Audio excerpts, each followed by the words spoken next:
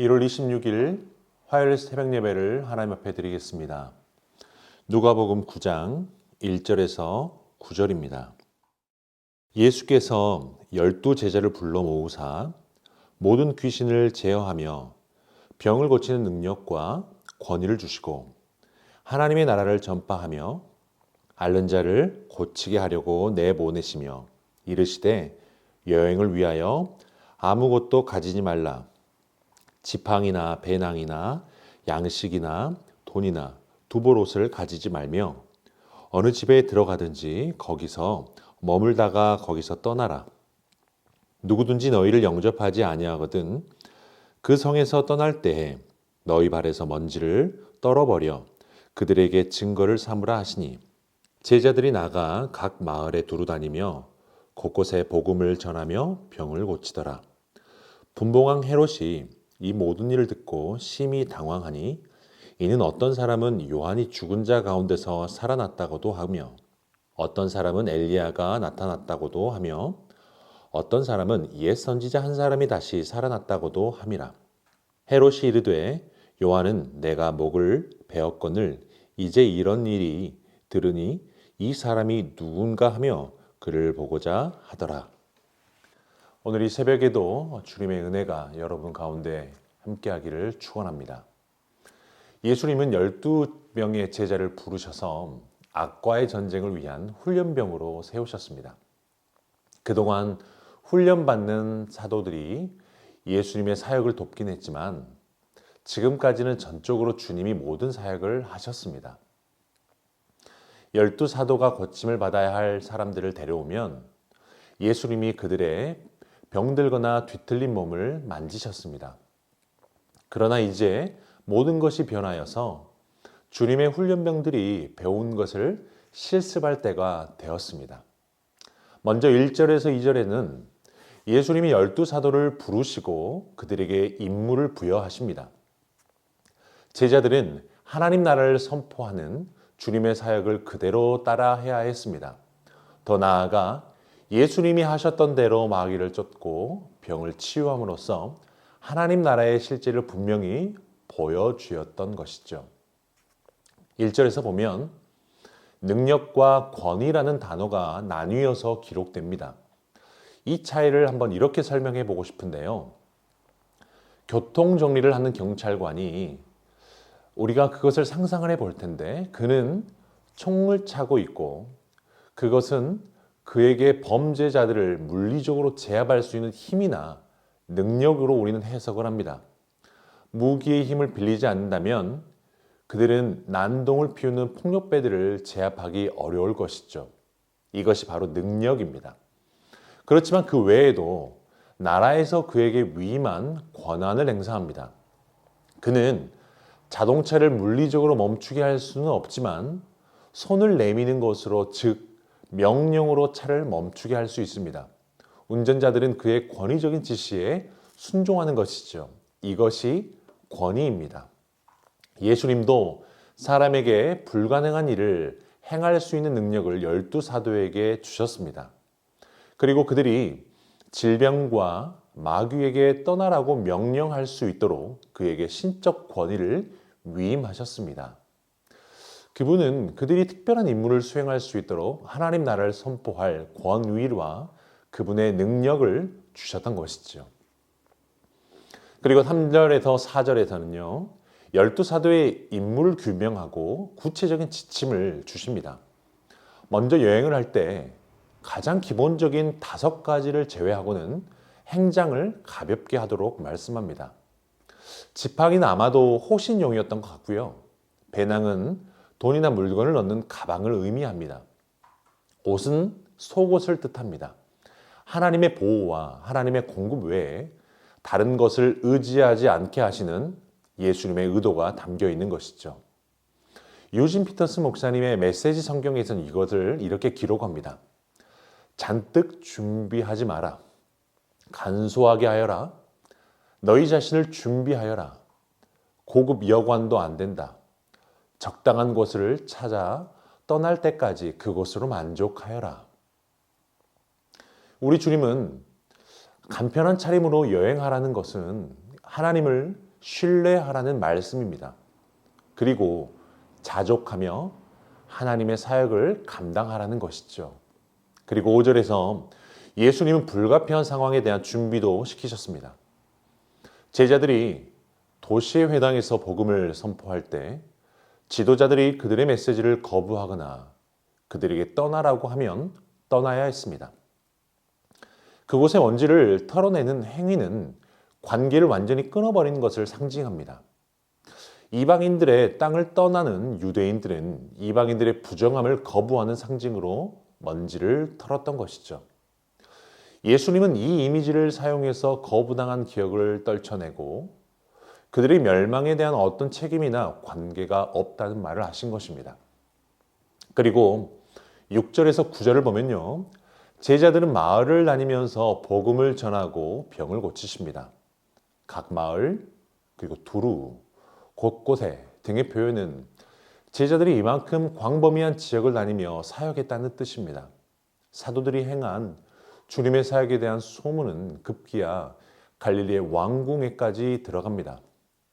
헤롯 안디바는 그의 숙적이었던 세례 요한이 살아난 게 아닌가 하는 생각에 점점 초조해졌습니다.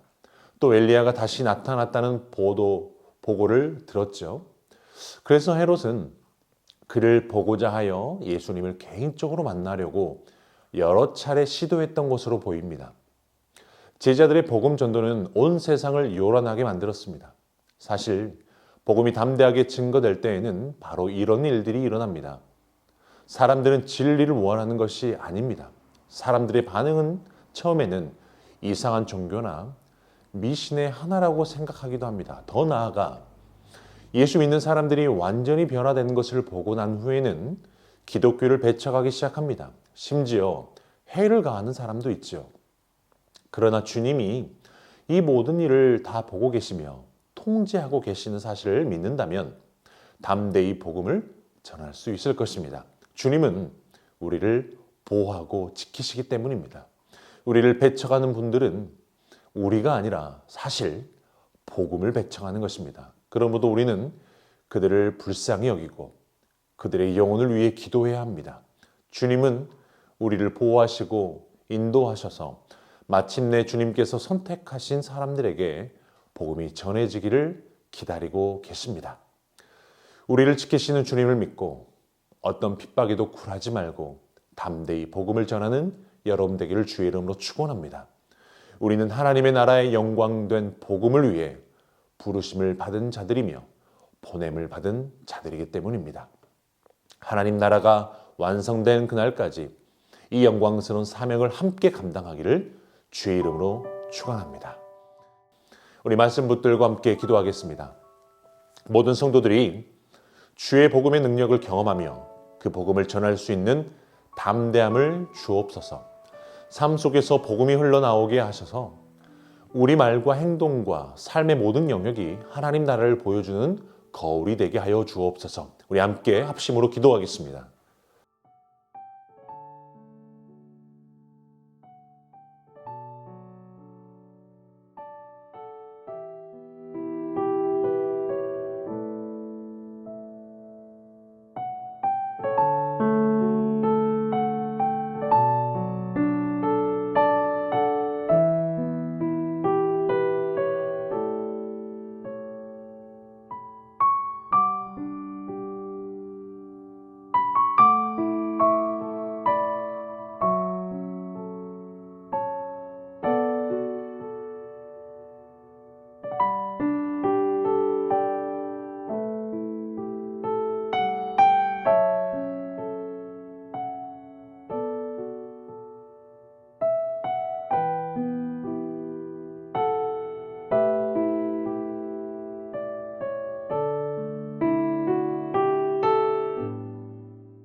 교회를 위해서 기도합니다. 담임 목사님, 우리 청빙 과정을 주님께서 간섭하여 주시고 모든 성도들이 함께 기도하고 함께 기대하는 마음을 주옵소서. 청빙 위원들에게 주님 사랑하는 마음, 교회를 사랑하는 마음 주셔서 주의 몸된 교회를 온전하게 하게 하여 주옵소서. 우리 합심으로 기도하겠습니다.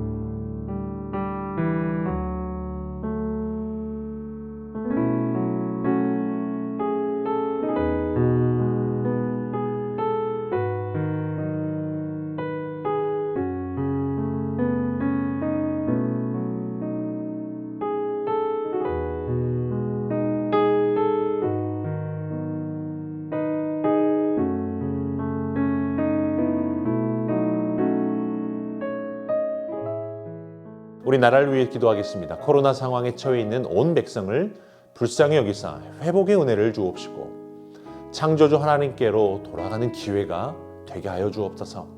코로나 상황 가운데서 모든 지역 교회들에게 지혜와 용기와 사랑의 마음을 주시고 이웃에게 감동이 되는 한국 교회 되게 하옵소서. 합심해서 기도하겠습니다.